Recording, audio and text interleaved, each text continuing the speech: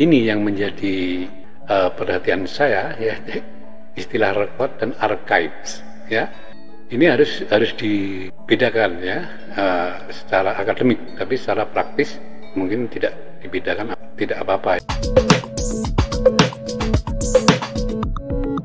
Di dalam undang-undang kita itu kan disebut arsip. Nah, kalau membaca rumusannya, arsip adalah bla bla bla bla sampai terakhir, maka arsip di dalam undang-undang kita, Undang-Undang Nomor 43 tahun 2009 itu mengacu kepada dua-duanya ini, rekod dan archive.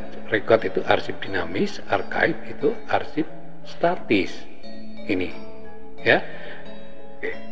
Tetapi di dalam undang-undang itu pada tingkat ini tidak dibedakan, tetapi pada tingkat berikutnya rekod, arsip dinamis ini dibedakan, ya, dibedakan arsip dinamis aktif, arsip dinamis inaktif. Nah, kalau ini archive ini dibedakan arsip statis.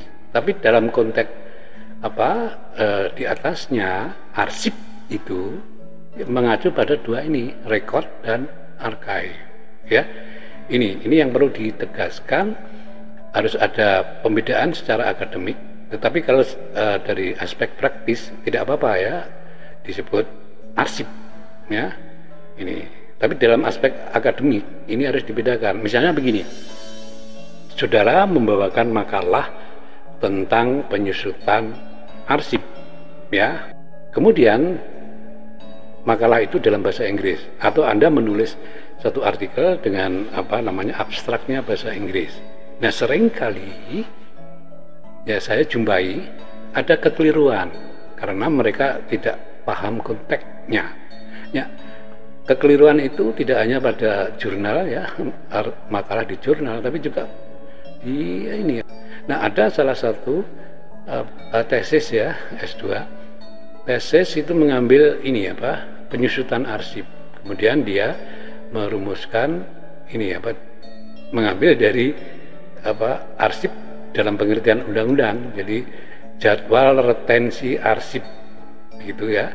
Nah, ketika diterjemahkan di dalam abstraknya itu menjadi archives retention schedule. Wah, itu betul-betul sangat salah, ya. Anda tidak akan menemukan terminologi itu archive retention schedule di literatur kearsipan, ya.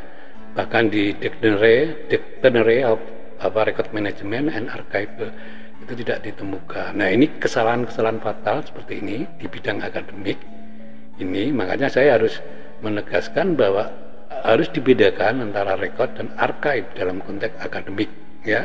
Kalau kita mengacu pada ini, ya, arsip dalam pengertian undang-undang kearsipan kita, ya. Oke, baik, ini kita lanjut.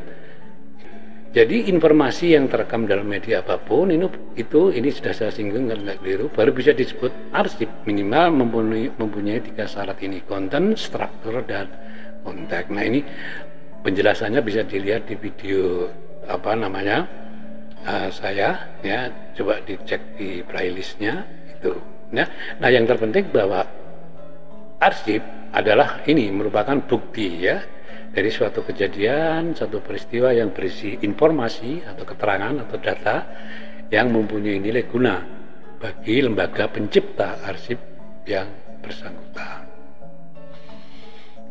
Oke, nah, ini yang penting, arsip itu harus merupakan bukti dari suatu peristiwa atau kejadian. Arsip itu harus disimpan dalam satu media tertentu. Arsip itu harus dapat ditemukan kembali secara fisik maupun informasinya.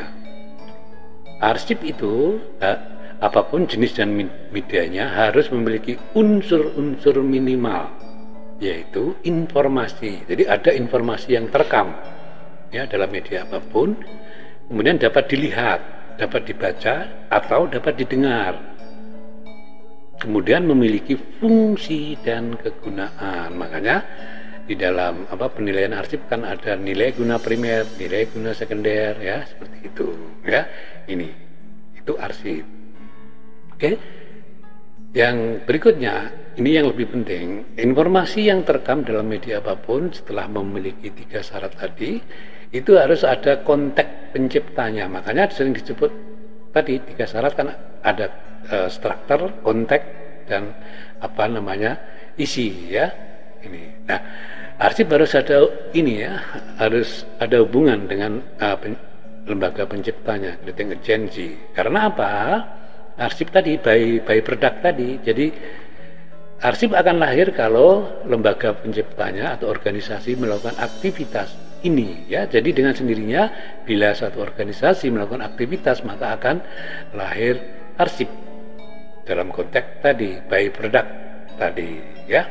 Dan di sini dalam konteks by product ya, walaupun ada istilah creation, penciptaan dan penerimaan ya, konsep creation itu penciptaan dan penerimaan. Jadi penciptaan itu kan sengaja, tapi dalam konteks information by product ya, untuk memahami arsip ini adalah tidak pernah disengaja diciptakan ya, artinya dia tercipta karena untuk memenuhi kegiatan atau menunjang kegiatan satu organisasi ya.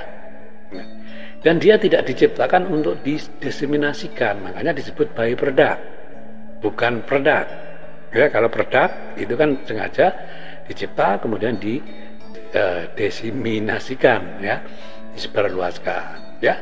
Oke, jadi arsip itu dalam konteks hubungan dengan organisasi dia berupa satu produk, ya, untuk menunjang kegiatan instansi penciptanya. Nah, oleh karena itu arsip juga disebut sebagai ini bukti dokumenter ya, mengenai suatu peristiwa, satu persoalan, satu kegiatan, dan dia juga merupakan bukti adanya transaksi ya dari organisasi yang bersangkutan, atau bahkan dia merupakan bukti dari satu perencanaan pengembangan organisasi ke depannya ini ya. Oleh karena itu arsip ya sebagai sumber informasi itu harus mempunyai nilai guna satu, ini sebagai alat utama ingatan organisasi. Jadi seringkali arsip sebagai memori organisasi ya. Oke. Kemudian yang kedua sebagai alat atau bahan untuk pembuktian, jadi bukti otentik ya. Kemudian yang ketiga sebagai dasar perencanaan atau pengambilan keputusan ya. Jadi kalau ada informasi yang terekam dalam media apapun yang tidak bisa digunakan untuk dasar pengambilan keputusan, itu bukan arsip. Yang keempat, ini sebagai barometer kegiatan dari suatu organisasi apapun ya. Jadi sebagai ukuran, jadi keberhasilan organisasi itu bisa dilihat dari arsip yang tercipta di organisasi yang bersangkutan. Nah, yang terakhir, arsip itu harus mampu memberikan informasi kegiatan ilmiah. Nah, ini kalau yang kelima, ini konteksnya arsip sudah menjadi arsip statis yang disimpan permanen untuk kegiatan riset, pertama studi sejarah dan studi yang lain-lainnya itu. Ya, gitu ya penjelasan awal ini. Jadi nanti ini akan saya lanjutkan untuk bagian berikutnya. Jadi ya itu oke. Terima kasih. Assalamualaikum warahmatullahi wabarakatuh.